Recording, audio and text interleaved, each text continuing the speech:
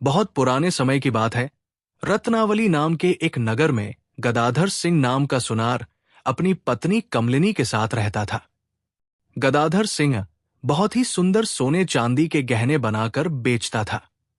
उसकी शहर में एक बहुत बड़ी दुकान थी जो खूब चलती थी।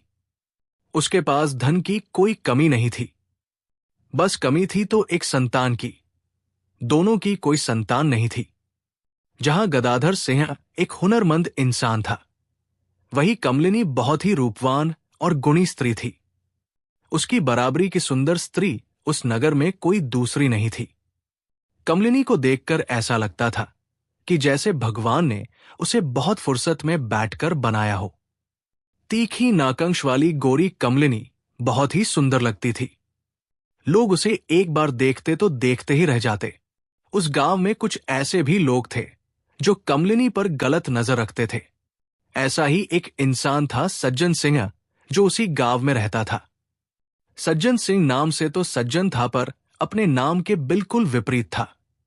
उसकी नजर कमलिनी को देखकर खराब हो जाती थी। वो कमलिनी को किसी भी तरीके से पाना चाहता था। इसीलिए उसने कुछ सोचकर गदाधर सिंह से दोस्ती कर ली और उनके घर आना जाना शुरू कर दिया। वो बात तो गदाधर सिंह से करता, पर उसकी नजरें हमेशा कमलिनी पर ही टिकी रहती। कमलिनी उसकी नजरों को अच्छी तरह पहचानती थी, पर गदाधर सिंह की वजह से कुछ कह नहीं पाती थी, क्योंकि कई बार गदाधर सिंह ने उसे बोल भी दिया था, कमलिनी, तुम्हें तो हर किसी की नजर में खोटी नजर आता है। गदाधर सिंह एक सीधा सादा इंसान था। वो हमेशा दूसरों की मदद करता था। उसने सज्जन सिंह की भी न जाने कितनी बार मदद की थी। जब भी सज्जन सिंह को धन की कोई भी मदद चाहिए होती तो वो गदाधर सिंह के पास ही आता। उसने अपनी मीठी मीठी बातों से गदाधर सिंह पर ऐसा जादू कर दिया था कि गदाधर सिंह को ऐसा लगे कि दुनिया में सज्जन सिंह के अलावा उसका अपना कोई नहीं है। वो उसको बहुत ही विश्वास करने वाला मित्र मानने लगा था। गदाधर सिंह अब सज्जन सिंह को अपने घर की हर छोटी बड़ी बात बताता था। कुछ भगवान की मर्जी ऐसी हुई कि गदाधर सिंह को अपनी आंखों से कम दिखने लगा और धीरे धीरे गदाधर सिंह अंधेपन की तरफ बढ़ने लगा। उसने वैद्य हकीमों को अपने इलाज के लिए बुलाया, पर कोई फायदा नहीं हुआ।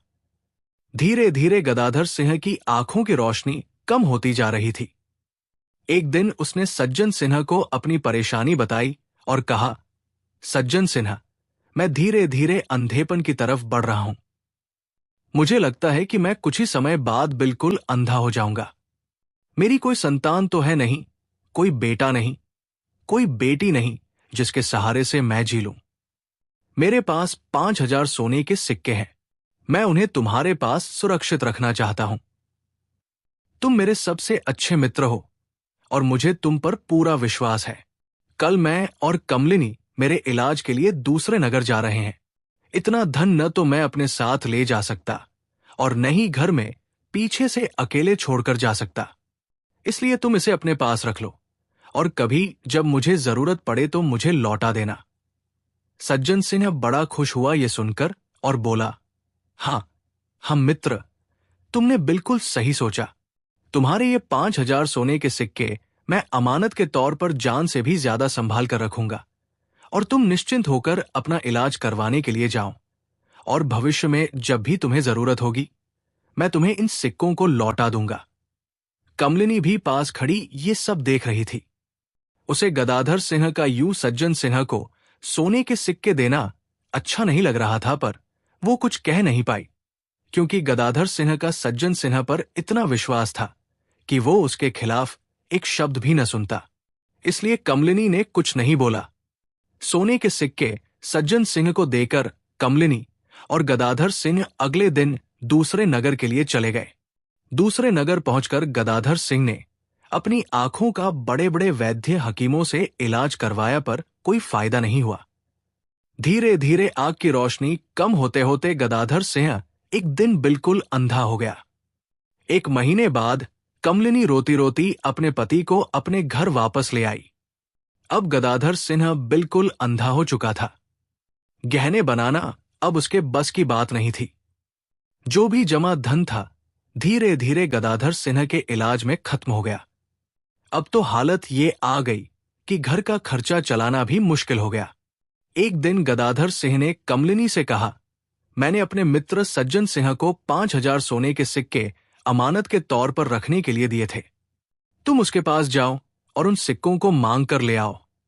ये सुनकर कमलिनी बोली, हे प्राणनाथ, मैं तो आज तक इन गांव की गलियों में कभी अकेली गई नहीं हूं, सो आज कैसे जाऊं?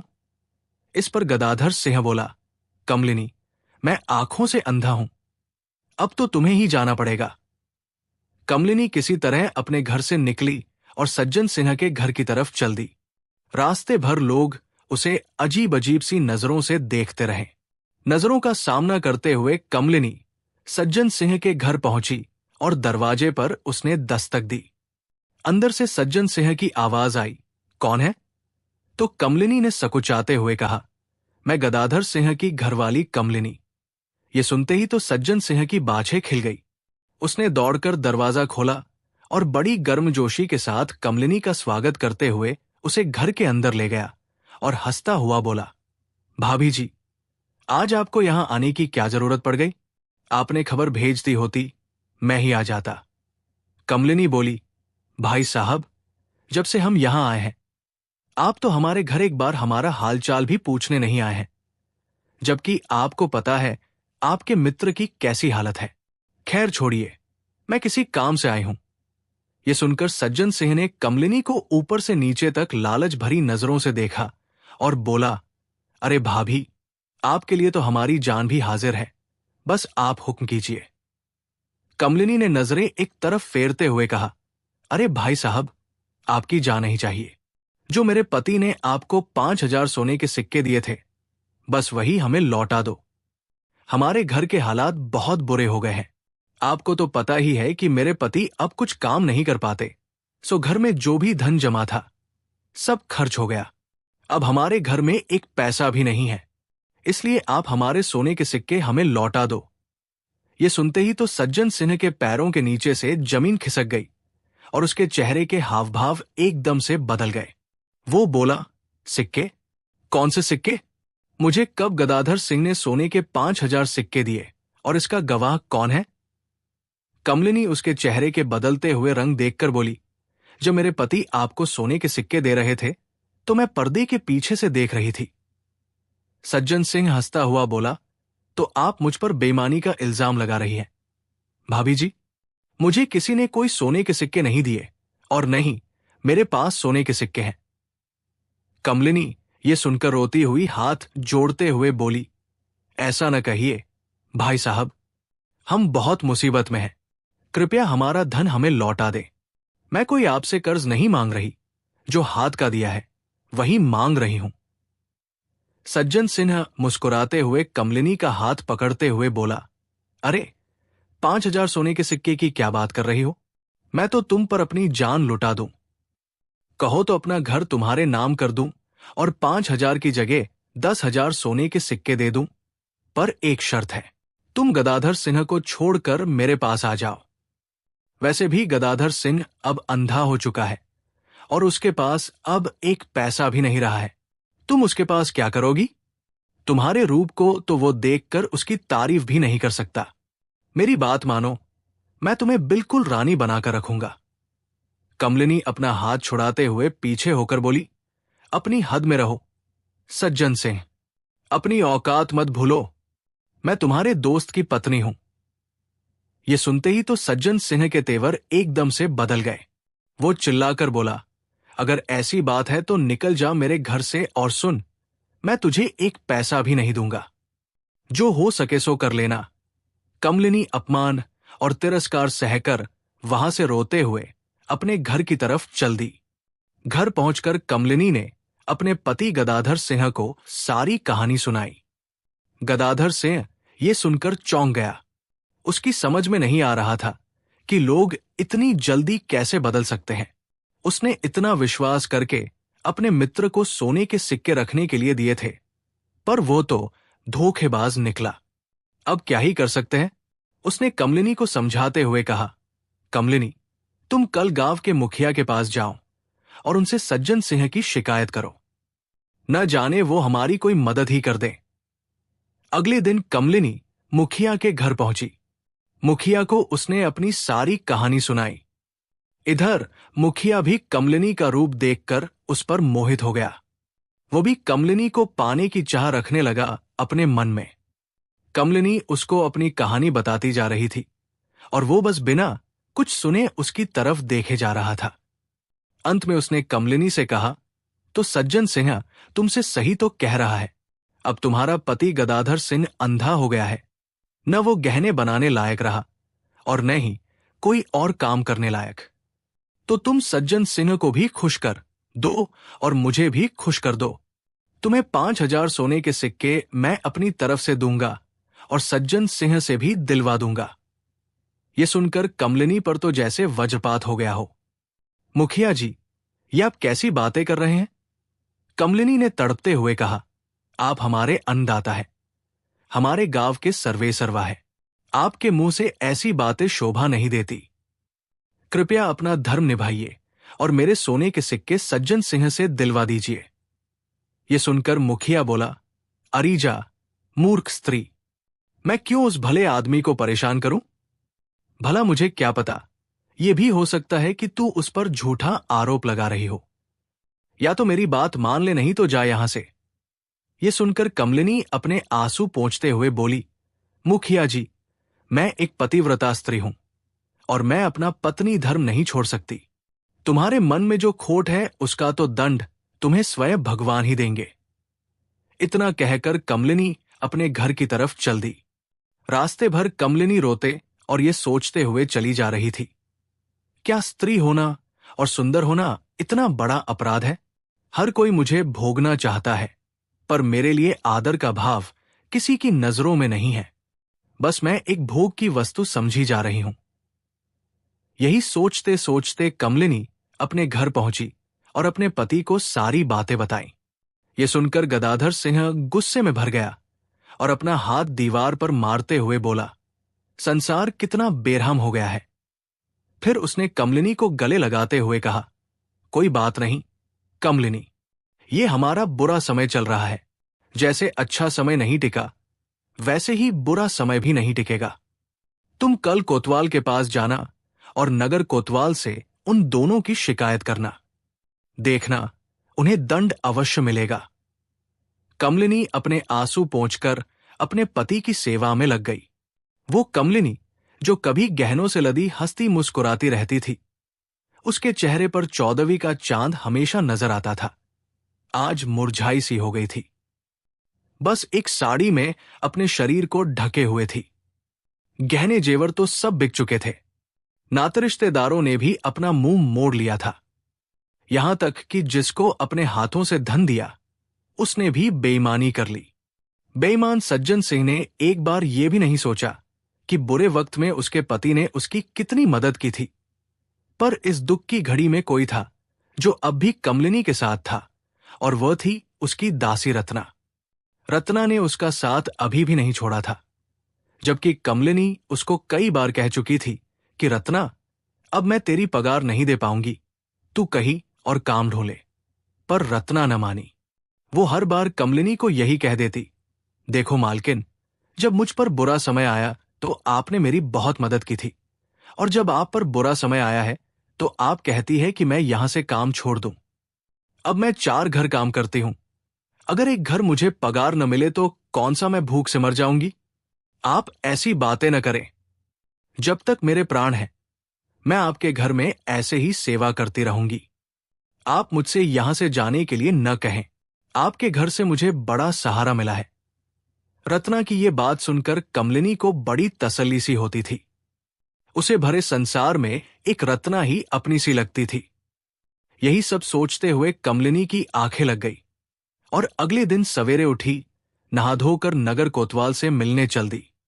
नगर कोतवाल ने जब कमलिनी को देखा तो देखता ही रह गया। हाय, इतनी सुंदर स्त्री, इतनी रूपवान तो हमारे राजा की रानी भी नहीं है। वो उसके रूप में खोता सा चला जा रहा था। इधर कमलिनी कोतवाल को अपनी शिकायतें बता रही थी कि देखिए कोतवाल साहब, सज्जन सिंह ने हमारे 5,000 सोने के सिक्के की बेईमानी कर ली और जब मैंने मुखिया जी से शिकायत की तो उन्होंने भी मेरी बात नहीं सुनी, उल्टा मुझ पर गलत नजर गड़ाए हुए थे। ये सब सुनकर कोतवाल उसका हाथ पकड़ते हुए बोला, सुन सुनारिन, तेरा सुनार तो अंधा हो चुका है। सही तो कह रहा था मुखिया और सज्जन सिंह। तू उसके पास अब क्या ही करेगी? तू मेरी बात मान, न मुखिया की सुन न सज्जन सिंह की। तू मुझसे विवाह कर ले, तुझे सारी सुख सुविधाएं मैं दूंगा। कमलिनी ने जब कोतवाल के मुंह से भी ऐसे वचन सुने तो वो झिझक कर पीछे हट गई और वहां से दौड़ते हुए अपने घर की तरफ चल दी। जब वो रोते हुए अपने घर की तरफ जा रही थी तो उसे रास्ते में सेनापति मिला। सेनापति ने एक रूपवान स्त्री को इस तरह रोते हुए जाते देखा तो उससे पूछ लिया, सुंदरी, तुम कौन हो और इस तरह रोते हुए क्यों जा रही हो? तो कमलिनी ने रोते हुए अपनी सारी कहानी सेनापति को सुना दी। सेनापति भी एक अकेली और मजबूर औरत का फायदा उठाना चाहता था, सो वो भी उसके साथ जबरदस्ती करने लगा। कमलिनी किसी तरह अपने आप को छुड़ाकर दौड़ती हुई अपने घर पहुंची। घर आकर कमलिनी अपने पति से लिपटकर रोने लगी और उसे सारी बात बताई। उसके पति ने कमलिनी की आंखों से आंसू पोंछे और उससे कहा, कमलिनी, जब बुरा वक्त आता है ना तो पूरा संसार दुश्मन हो जाता है। गदाधर सिंह कमलिनी को तो ढांढस दे रहा था, पर मन ही मन वो खुद इतना दुखी हो गया कि अब मेरी कमलिनी का क्या होगा? मैं तो आंखों से बिल्कुल अंधा हो गया हूं। मेरी कमलिनी को ये इंसान रूपी भेड़िया नोच नोच कर न खा जाए। इसी चिंता में गदाधर सिंह घुलता जा रहा था कि अचानक कमलिनी उससे दूर हटी और दृढ़ आवाज में बोली, बहुत हुआ, अब मैं ये सब नहीं सहूंगी। इस दुनिया ने मुझे बहुत धोखा दिया है। अब मैं इसके साथ उसी भाषा में बात करूंगी जैसा ये चाहती है। इतना कह कमलिनी अपने कमरे में चली गई। इधर गदाधर सिंह ये सोच रहा था कि कमलिनी अब क्या करने वाली है। वो कमलिनी के पीछे पीछे कमरे में गया और उससे पूछा, कमलिनी, अब तुम क्या करने वाली हो? मुझे डर लग रहा है। कुछ ऐसा कदम मत उठाना कि जिससे तुम्हारे चरित्र पर आंच आ जाए। कमलिनी बोली, बस तुम देखते जाओ। जो ये रूप आज मेरा दुश्मन बना है, अब मैं इसी को ढाल बनाकर इन सब लोगों से बदला लूंगी और अपना पैसा वापस लेकर दिखाऊंगी। गदाधर सिंह अब निश्चिंत होकर सो गया। उसे इतना पता था कि नारी जब अपनी पर आए तो वो काली और दुर्गा भी बन जाती है। अगले दिन कमलिनी खूब सवेरे उठी और नहा धोकर दर्पण के सामने बैठ गई। आज उसने बहुत दिनों के बाद इतना श्रृंगार किया। अपने आप को खूब अच्छे से सजाया संवारा और खुद ही शीशे में देखकर मुस्कुराने लगी और बोली, ये रूप जो आज तक मुझे उलझन में डालता हुआ आया है, अब यही मेरा हथियार बनेगा। उसके बाद कमलिनी ने अपने पति को भोजन आदि करवाया और मुखिया के घर की तरफ चल दी। मुखिया के घर पहुंचकर कमलिनी ने दरवाजे पर दस्तक दी तो मुखिया ने दरवाजा खोला। मुखिया ने जब कमलिनी को देखा तो वो देखता ही रह गया। आज तो कमलिनी बहुत सुंदर लग रही थी। कमलिनी के आने का कारण पूछकर मुखिया ने उसे घर के अंदर बिठाया। कमलिनी ने हंसते हुए कहा, मुखिया जी, मैंने कल सारी रात सोचा तो मुझे आपकी बात सही लगी। आप सही कहते हैं, मेरा पति तो अब अंधा हो चुका है। अब मैं उसके पीछे क्यों अपनी जिंदगी खत्म करूं? ये सुनकर मुखिया खुश होते हुए बोला, अरे कमलिनी, मैं तुमसे शादी न कर पाऊंगा, पर मैं तुम्हारे यौवन का रसपान जरूर करना चाहता हूं। तुम मुझे ऐसे ही अपने यौवन का रसपान कराती रहो। कमलिनी ये सुनकर बोली, हाँ, हम मुखिया जी, मैं भी यही सोच रही हूं। इस रूप का कुछ तो फायदा उठाओ। ये सुनते ही मुखिया उसे अपनी बाहों में भरने के लिए आगे बढ़ा तो कमलिनी 2 कदम पीछे हट गई और रोकते हुए बोली, ना मुखिया जी, यहां नहीं। कल रात आप मेरे घर आना। मेरा पति तो वैसे भी अंधा है। मैं उसे कमरे में बंद कर दूंगी और फिर हम अपनी रात रंगीन करेंगे। मुखिया भी खुश होता हुआ बोला, हाँ हाँ कमलिनी, मैं समय पर पहुंच जाऊंगा। तुम मेरा इंतजार करना। वहां से निकल कमलिनी बग्गी में बैठकर अब सीधा नगर कोतवाल के पास पहुंची। नगर कोतवाल ने जब कमलिनी को आधी रात में अपने घर के बाहर खड़े देखा तो बड़ा हैरान रह गया। मानो जैसे कि कोई स्वर्ग की अप्सरा स्वयं धरती पर उतरकर उसके घर आई हो। सज्जन सिंह के कुछ बोलने से पहले ही कमलिनी बोल पड़ी। सज्जन सिंह, मैंने सारी रात बहुत सोचा। मुझे तुम्हारी बात सही लगी। हां, तुम सही कहते थे। मेरा पति तो अब अंधा हो गया है, वो अब किसी काम का भी नहीं है। कमलिनी ने उसे भी अपने रूपजाल और बातों में फंसाया और अपने घर कल रात का निमंत्रण देकर अब वो सेनापति से मिलने के लिए चल दी। सेनापति के पास जाकर भी उसने इसी तरह से बातें की। सेनापति जी, अब मैं हार गई हूं। अपने इस जीवन को कहां छुपाती फिरूं? अब तो मेरा पति भी अंधा हो गया है और कोई सहारा भी नहीं है। इसलिए मैंने सोचा है कि क्यों न मैं तुम्हारी होकर रहूं। यह सुनकर तो सेनापति की सातों उंगलियां घी में हो गई। वो खुश होता हुआ बोला, तुमने जो सोचा बिल्कुल सही सोचा है। आओ मेरे घर चलो। ये सुनकर कमलिनी पीछे हटती हुई बोली, ना सेनापति जी, अभी मैं आपके घर न जाऊंगी। अभी आपको थोड़ा इंतजार करना पड़ेगा। जो मजा इंतजार में है वो तुरंत मिलने में नहीं है। आप ऐसे करना, कल रात को आप मेरे घर आना, हम वहीं बैठकर बातें करेंगे। और अपने घर का पता देकर कमलिनी अब सीधी सज्जन सिंह के घर पहुंची। वहां पहुंचकर उसने दरवाजे पर दस्तक दी तो सज्जन सिंह ने दरवाजा खोला। सामने कमलिनी को देखकर उसे अपनी आंखों पर यकीन न हुआ। आंखें मलते हुए उसने कहा, कमलिनी, अब तुम यहां क्यों आए हो? तो कमलिनी बोली, सज्जन सिंह, मैंने कल सारी रात सोचा तो मुझे तुम्हारी बात ठीक लगी। मेरा पति अब अंधा हो चुका है और उसके पास न धन है न पैसा। मैं तुमसे शादी करने के लिए तैयार हूं। सज्जन सिंह ने जब ये बात सुनी तो खुश होता हुआ उसे अपने साथ घर के भीतर ले गया और कमरे में बिठाकर दरवाजा बंद कर लिया और कमलिनी से बोला, तुमने सही सोचा कमलिनी, अब तुम देखना, मैं तुम्हें रानी बनाकर रखूंगा। इतना कहकर सज्जन सिंह कमलिनी को अपने गले लगाने के लिए जैसे ही आगे बढ़ा, कमलिनी 2 कदम पीछे हटते हुए बोली, न सज्जन सिंह, यहां नहीं, थोड़ा इंतजार करो। तुम कल रात मेरे घर आना, हम वहीं बैठकर बातें करेंगे। यहां किसी ने हमें देख लिया तो हमारे बारे में बातें होने लगेंगी। सज्जन सिंह को भी कमलिनी की बात पसंद आई। उसने कहा, ठीक है कमलिनी, तुम मेरा इंतजार करना, मैं सही समय पर आ जाऊंगा। सज्जन सिंह खुश होते हुए बोला। वहां से विदा लेकर कमलिनी अपने घर वापस आ गई और घर आकर फूट फूट कर रोने लगी। थोड़ी देर बाद उसने अपने आंसू पोंछे और दृढ़ निश्चय के साथ खड़ी हो गई। आज उसे बड़ा सुकून मिल रहा था। उसने अपने बदले की पहली चाल जो चल दी थी। घर पहुंचकर कमलिनी आज निश्चिंत होकर सो गई। बहुत दिनों के बाद आज उसे बड़े सुकून की नींद आई थी। सुबह उठकर उसने अपनी सहेली रत्ना के साथ मिलकर आगे की योजना बनानी शुरू कर दी। उसने रत्ना से 3 बड़े संदूकों की व्यवस्था करने के लिए कहा। रत्ना ने शाम होने से पहले ही 3 बड़े-बड़े संदूकों की व्यवस्था कर दी। कमलिनी ने तीनों संदूकों को एक बड़े कमरे में रखवा दिया और रात होने की प्रतीक्षा करने लगी। जैसे ही शाम हुई, रत्ना दर्पण के आगे बैठ गई और अपने आप को सजाने संवारने लगी। आज उसने अपने आप को इतना सजाया कि उसे जो भी देखे मंत्रमुग्ध हो जाए। उसे सजाने में रत्ना ने भी उसकी मदद की। जब श्रृंगार पूरा हो गया तो रत्ना ने कमलिनी की बलाय लेते हुए कहा, आज तो आप बिल्कुल 14वीं का चांद लग रही है।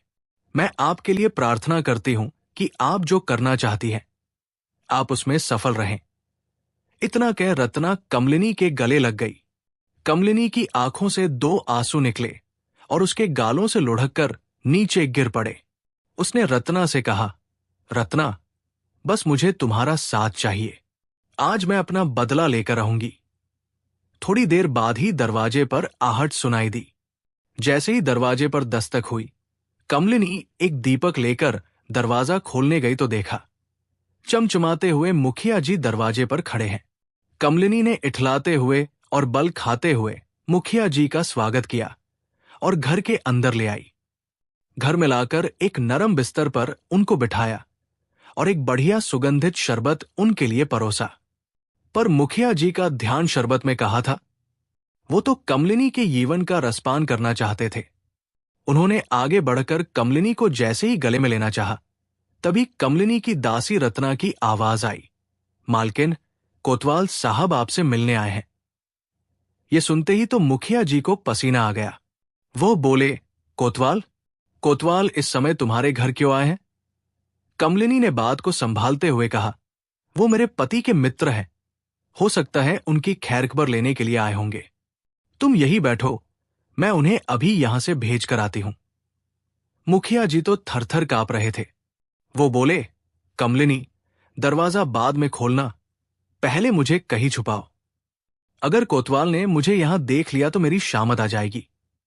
ये सुनकर कमलिनी उसे संदूक वाले कमरे में ले गई और एक संदूक की तरफ इशारा करके बोली, आप इस बड़े से संदूक में छुप जाओ। मुखिया दौड़कर उस संदूक में छुप गया। कमलिनी दीपक लेकर फिर से दरवाजे पर आई। दरवाजा खोला तो देखा कोतवाल साहब खड़े हैं। कोतवाल ने हंसते हुए और दांत दिखाते हुए कहा, कमलिनी, देखो मैं आ गया। कमलिनी बोली, आइए कोतवाल साहब, आपका स्वागत है। इतना कह कमलिनी उन्हें उसी कमरे में ले गई जहां पर मुखिया बैठा हुआ था। पहले उसी नरम गद्दे पर कोतवाल को भी बिठाया और सुगंधित शरबत परोसा। शरबत पीते हुए कोतवाल ने कमलिनी से कहा, कमलिनी, तुमने सही फैसला लिया है। अब तुम मेरे साथ रानी बनकर रहना। तुम्हें किसी चीज की कोई कमी न होगी। थोड़ी देर तक कमलिनी उसे अपनी बातों में फंसाए रखती है। फिर जैसे ही वो उसे अपनी बाहों में भरने के लिए आगे बढ़ा, पर्दे के पीछे छिपी रत्ना जोर से बोल पड़ी, मालकिन, सेनापति आपसे मिलना चाहते हैं, दरवाजे पर खड़े हैं। ये सुनते ही कमलिनी 2 कदम पीछे हट गई। कोतवाल का तो ये सुनते ही हाल बेहाल हो गया। इस समय सेनापति तुम्हारे घर पर क्या करने आए हैं? उसने कड़क कर पूछा तो कमलिनी ने उसे समझाते हुए कहा, सेनापति जी मेरे पति के मित्र हैं। हो सकता है खैर खबर लेने आए हों। तुम बैठो, मैं उन्हें अभी यहां से रवाना करके आती हूं। कोतवाल बोला, नहीं कमलिनी, अगर उन्होंने मुझे यहां देख लिया तो मेरी नौकरी चली जाएगी। तुम मुझे जल्दी से कहीं छुपाओ। ये सुनते ही कमलिनी उसे भी संदूक वाले कमरे में ले गई और दूसरे संदूक की तरफ इशारा करते हुए बोली, तुम इस संदूक में छुपकर बैठ जाओ। जब सेनापति जी चले जाएंगे तो मैं तुम्हें यहां से निकाल लूंगी। सेनापति दौड़कर संदूक में छुपकर बैठ गया। इधर कमलिनी दरवाजे पर पहुंची तो देखा सेनापति बड़े सजे सवरे घोड़े पर बैठे हैं।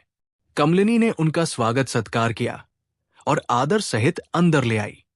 अंदर उसी नरम बिस्तर पर बिठाया और इधर उधर की बातें करने लगी। पर सेनापति का ध्यान इधर उधर की बातों में नहीं था। वो तो कमलिनी की तरफ देखे जा रहा था। वो जल्द से जल्द कमलिनी को पा लेना चाहता था।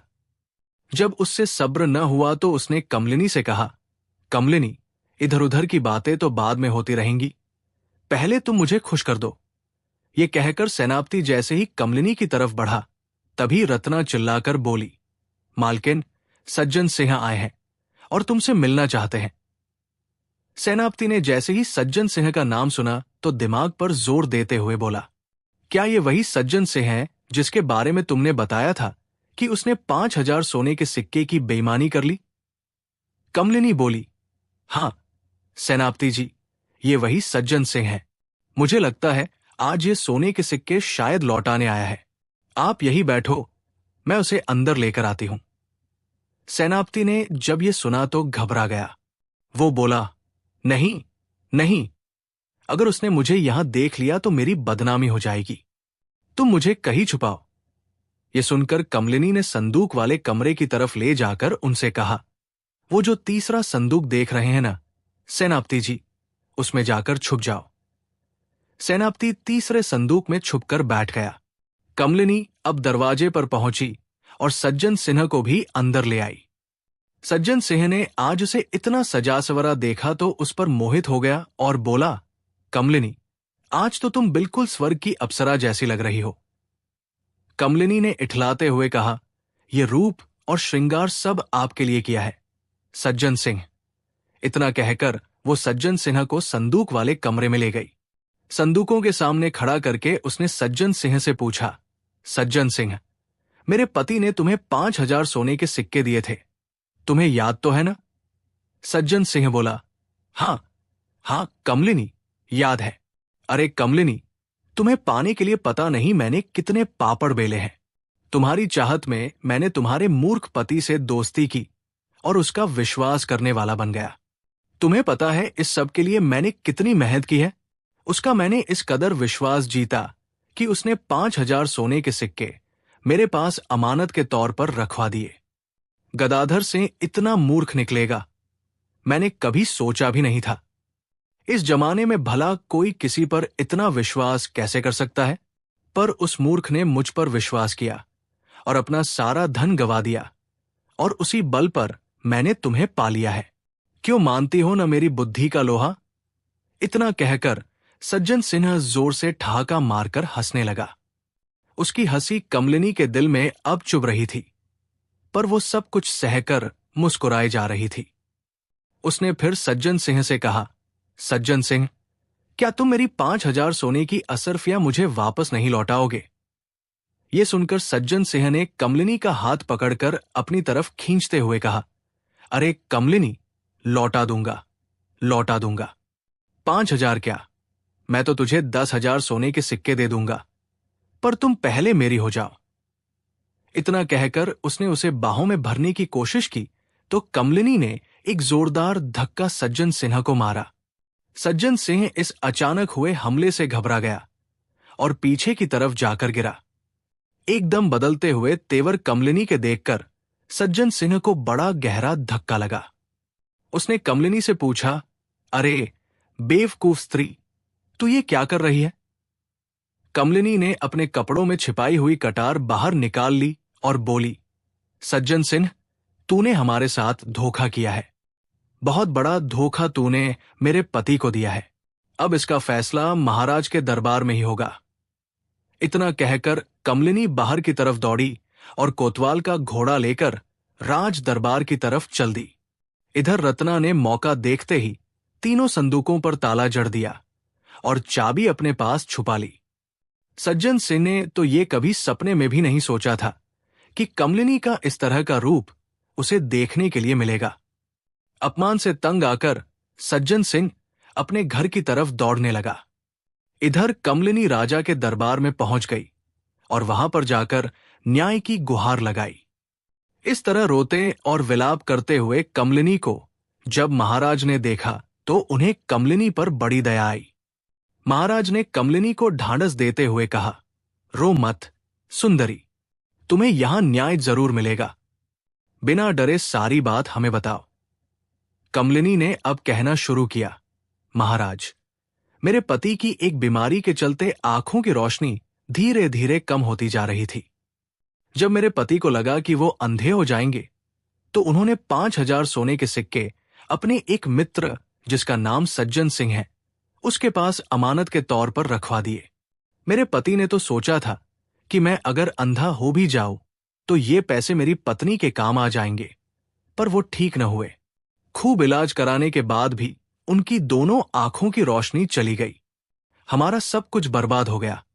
मेरे पति एक सुनार है, पर आंखों की रोशनी जाने के बाद वो गहने नहीं बना सकते थे, इसलिए सब कुछ चौपट हो गया। जब हम खाने के लिए भी मोहताज हो गए तो हमने अपने 5,000 सोने के सिक्के उनके मित्र से वापस मांगे, तो उन्होंने बदले में एक शर्त रख दी कि वो कुछ रात मेरे साथ बिताएंगे तभी 5,000 सोने के सिक्के वापस देंगे। महाराज ने जब ये सुना तो उनका खून खौल गया। उन्होंने सज्जन सिन्हा को तुरंत दरबार में हाजिर होने का फैसला सुना दिया और अपने सिपाहियों को सज्जन सिन्हा को लाने के लिए भेजा। सिपाही सज्जन सिन्हा को पकड़कर राज दरबार में ले गए। राजा ने जब सज्जन सिंह से पूछा तो सज्जन सिंह साफ साफ मुकर गया और बोला, ये स्त्री मुझे फंसाना चाहती है, मैं बेगुनाह हूं। यह सुनकर राजा असमंजस में पड़ गया, क्योंकि राजा भी किसी निर्दोष को सजा नहीं देना चाहता था। राजा ने कमलिनी की तरफ देखा तो कमलिनी ने कहा, महाराज, ये झूठ बोल रहा है। अगर आपको मेरी बात पर विश्वास न हो तो आप अपने कुछ सिपाहियों को मेरे घर भेजिए। मेरे घर में एक कमरे में 3 संदूक रखे हुए हैं। उन संदूकों को राज दरबार में मंगवाइए। अब वही संदूक मेरी गवाही देंगे। ये सुनकर राजा के होश उड़ गए। हर इंसान वहां पर बैठा हुआ सदमे में आ गया। भला संदूक किसी की कैसे गवाही दे सकते हैं? राजा ने सिपाहियों को आदेश दिया तो सिपाही उसके घर जाकर संदूकों को लेकर आ गए और राज दरबार में रख दिया। राजा भी बड़े अचरज से संदूकों को देख रहे थे। भला ये संदूक क्या गवाही दे सकते हैं? अब कमलिनी ने बोलना शुरू किया। बोलो मेरी प्यारी संदूक, क्या तुम्हारे सामने सज्जन सिंह ने स्वीकार नहीं किया था कि इसने मेरे 5,000 सोने के सिक्कों की बेईमानी की है? पर संदूक के अंदर से कोई आवाज नहीं आई। उसमें बैठे मुखिया, कोतवाल और सेनापति अपने लिए डर रहे थे कि बोले तो फंसे, न बोले तो फंसे। जब बहुत देर तक संदूकों से कोई आवाज न आई तो राजा ने कमलिनी से कहा, हमें मूर्ख बनाती हो क्या? तो कमलिनी बोली, नहीं महाराज, ये संदूक अभी बोलेंगी। आप इन पर मिट्टी का तेल छिड़ककर आग लगवा दें। इतना कहकर कमलिनी ने तीनों संदूकों का ताला खोल दिया। सिपाहियों ने उनको झाड़फूं से ढककर आग लगा दी। आग लगने से संदूकों में जब गर्मी बढ़ी तो संदूक के अंदर छिपे मुखिया, कोतवाल और सेनापति तीनों ही एक स्वर में बोले, हाँ हाँ महाराज, इस सज्जन सिंह ने 5,000 सोने के सिक्के की बेईमानी की है और ये सच इसने हमारे सामने स्वीकार किया है। ये सुनते ही राजा के तो होश उड़ गए। भला 3 बेजुबान संदूक कैसे बोल सकती है? राजा ने अपने सिपाहियों को आदेश दिया कि आग को बुझाओ और संदूक खोलो। संदूक जैसे ही खुला तो मुखिया, कोतवाल और सेनापति आंखों के सामने खड़े थे। राजा ने जब उनको देखा तो हैरान हो गया और सारा सच जानना चाहा। अब कमलिनी ने शुरू से लेकर आखिर तक की सारी कहानी राजा को कह सुनाई। राजा ये सुनते ही आगब बुला हो गया। उसने सज्जन सिन्हा को कालकोठरी में डलवा दिया और उस पर 10,000 सोने की मोहरों का जुर्माना भी लगाया। कालकोठरी में जाने से पहले सज्जन सिंह ने 10,000 सोने की मोहरें कमलिनी देवी के हाथ पर रख दी। इधर मुखिया, कोतवाल और सेनापति को भी कठिन दंड दिया गया और राजा ने कमलिनी की बहादुरी और बुद्धि की बहुत सराहना की। उसके बाद बड़े सम्मान के साथ कमलिनी को बग्गी में बिठाकर राजा ने उसके घर तक पहुंचाया। साथ ही साथ उसने पूरे नगर में ये ऐलान भी करवा दिया कि अगर किसी ने कमलिनी की तरफ गलत नजर उठाई तो उसकी आंखें निकलवा दी जाएंगी। कमलिनी ने उन 10,000 सोने के सिक्कों से रत्ना के साथ मिलकर एक व्यापार शुरू किया और खूब धन कमाया। कमलिनी अब अपने पति गदाधर सिंह और अपनी सहेली रत्ना के साथ सुखपूर्वक उस नगर में रहने लगी।